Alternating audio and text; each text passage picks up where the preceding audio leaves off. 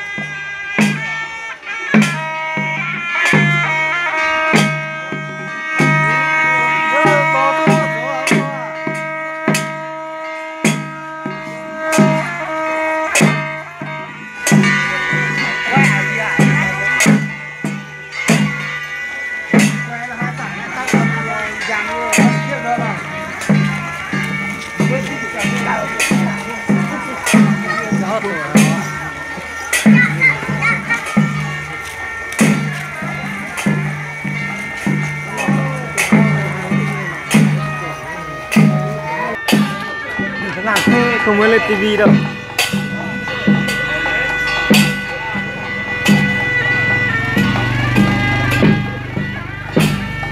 Soi cho hoa mà khi bạn như thế này nó sẽ có thế nào để tối nấu rượu.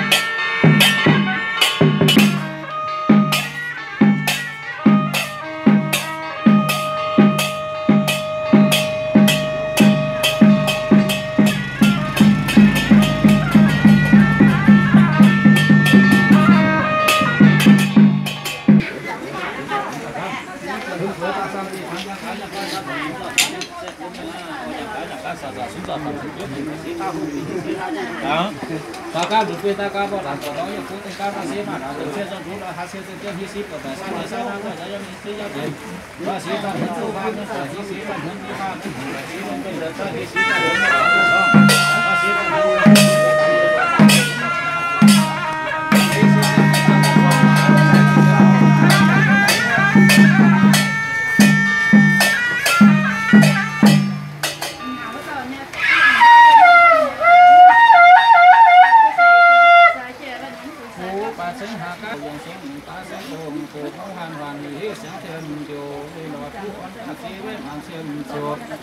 sang họ tụ sĩ dân số dân số chúng ta sẽ cùng phụ hạ chế quay phóng hiện ra những điều nhiệm vụ sản xuất sẽ chống sản phụ lô lệ chỉ không chế có thể sang bảo tăng điểm này nhiều cái gì à sản phụ lô lệ chỉ không chế có thể tiếng ngầm dần lòng dần lò ba bốn dần chúng ta lô về ha về nhỏ phú trong chi tư về đi đi lơi dần chi sẽ chi số dần vô dần giao sa biểu ru không ru ru mình sống dân sống phố dần cây cũ sống hoa số tô mà tô một lần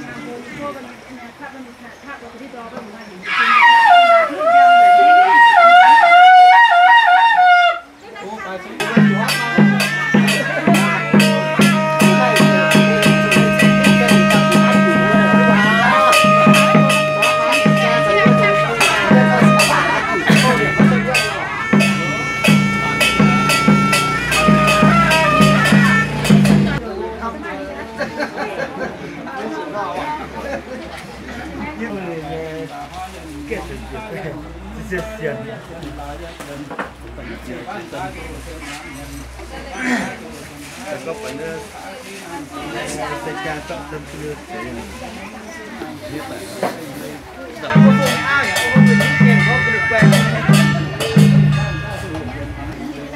mẹ để có suất có à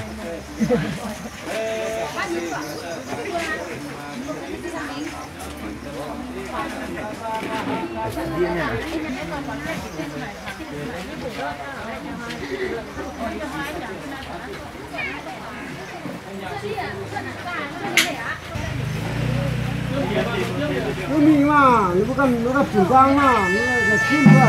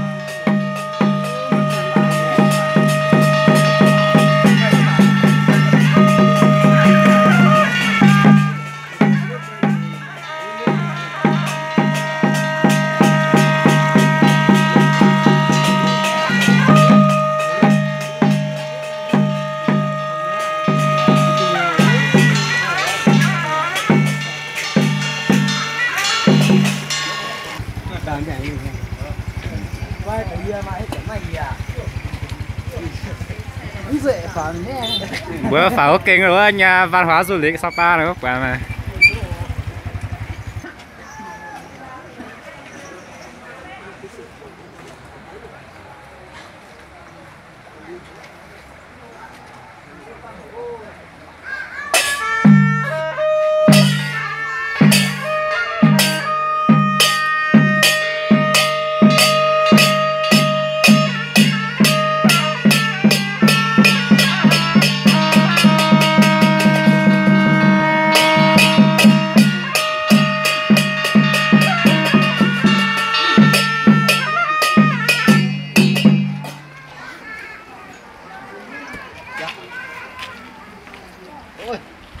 Chuyện để sang á.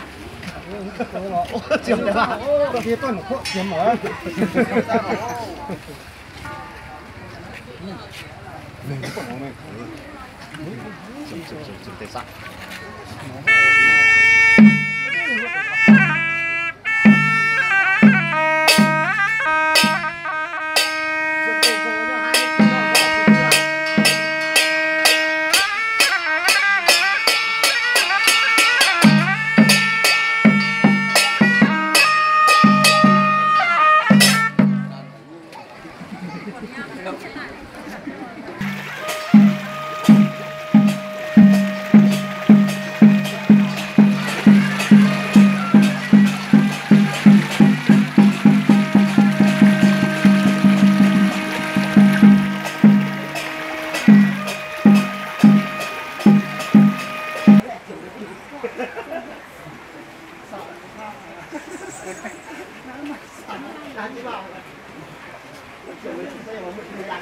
Lúc này gần các bạn thì dạng rồi bạn.